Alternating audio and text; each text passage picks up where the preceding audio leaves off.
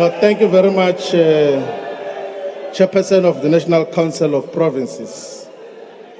I had not anticipated that the speaker who spoke here is going to sing as well, because we're going to deal with the others who came here to sing for supper. Allow me, Commander-in-Chief, to once again avoid responding to the childish and mostly paltry, trivial and insignificant inputs that came from members of the ruling party. We are going to utilize this opportunity to take a nuanced approach and speak much more decisively to what is to be done in relation to the electricity crisis confronting society. Many of the speakers that came here never presented anything much more tangible and believable as to what is to be done. One of the careerist members of parliament who spoke yesterday even sang a children's kindergarten song, seeking for a job from his president. What is that lyrics again, Kumsambu, saying, here, who? Mr. Ramadola, give us a job, here, who? I think that as part of the whippery, we must also hire a jumping castle, so that after singing that song, they must go and jump there. They will be joined by this one who just sang again here. And this person who just left here now is presiding over the State Information Technology Agency, which is failing to synchronize all the technological platforms that the state has, police stations, healthcare facilities, and the entire system operate in separation. But we've got a SITA that cannot provide a singular synchronized system. She's presiding over a South African Post Office, which is going to retrench 6,000 workers in the immediate. And she is waxing really clear about things that are not there. She's presiding over ICASA, which is failing to deal decisively with the monopoly of the multi-choice domination that has been operating almost alone without accountability in the broadcast industry. I said, President and Commander-in-Chief, that the approach today will be nuanced. So I'm going to speak first to the solutions as to what is to be done in relation to electricity. And then I will conclude with the diagnosis. So we'll take it the other way around so that we can then be able to move forward. But first, let us make reference to the founding manifesto of the Economic Freedom Fighters, which was adopted 10 years ago in Soweto when this mighty movement was founded. On energy, the EFF founding manifesto says, stabilization of energy sources, in particular the supply of electricity, is important for an economic development strategy that will include the development of more industries.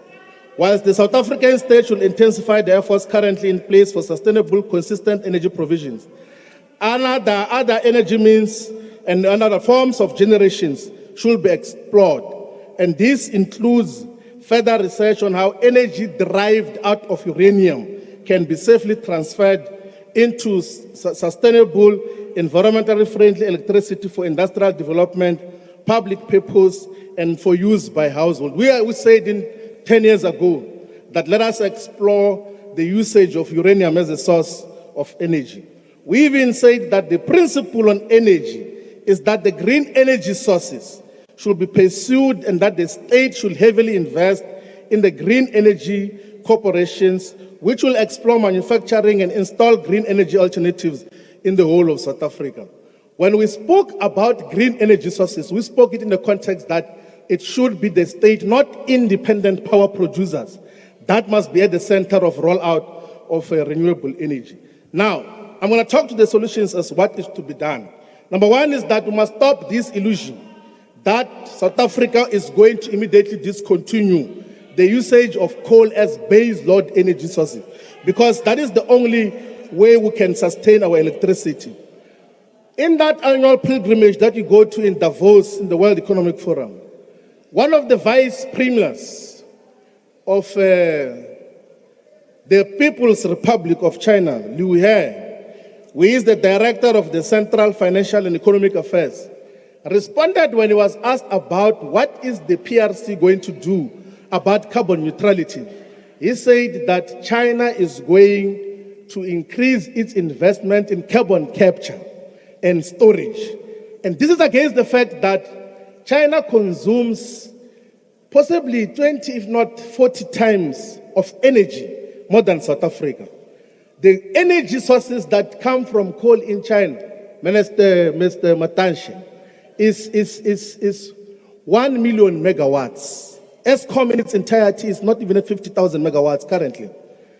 And then the leader of the PPRC says that we're going to invest in carbon capture and storage. But when South Africa was in the United Nations Climate Change Conferences in Glasgow and in Sharm el-Sheikh in Egypt in both 2021 and 2022, we kept on committing there that we're going to close off our power stations ahead of schedule. We even accepted this $8.5 billion US, which was promised by the West, as a way of diverting us from what otherwise should be our base load in terms of energy supply.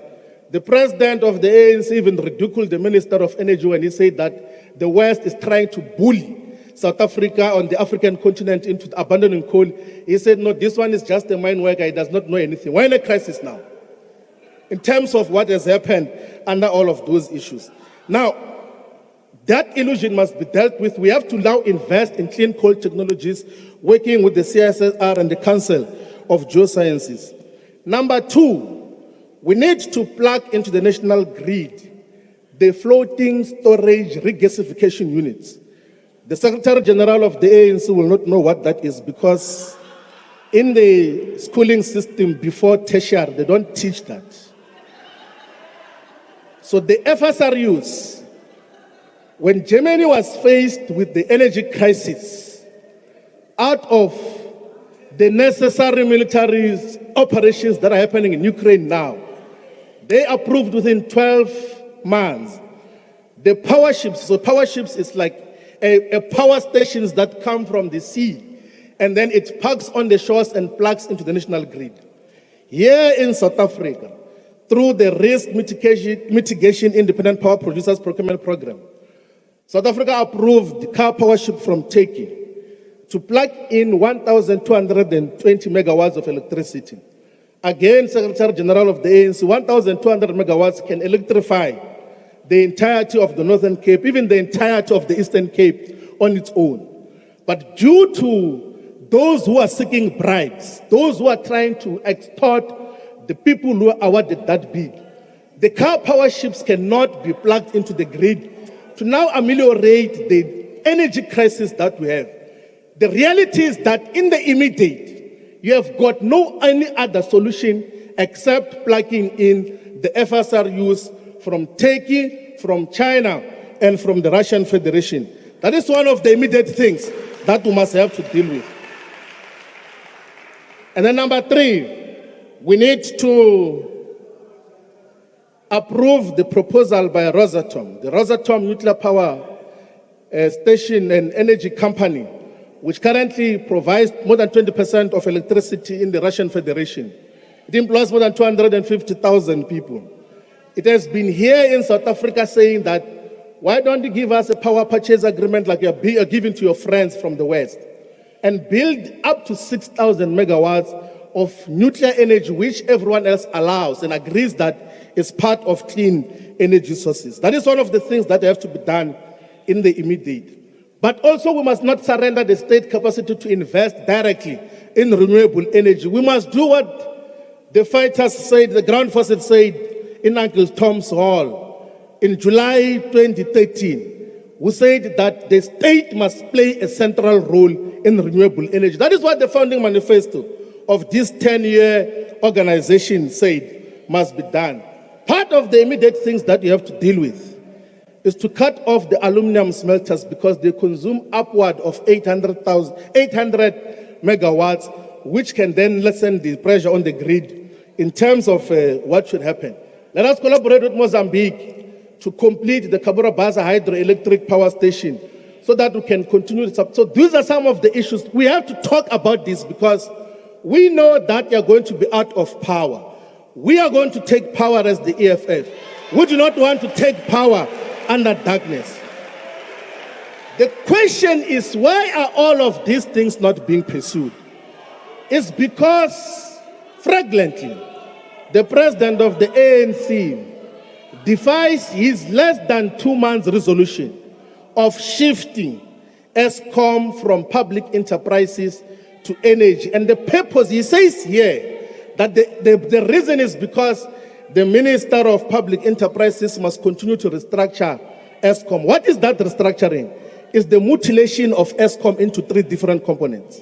So like Eskom is supposed to be one board, but it's being mutilated now into 3 different companies.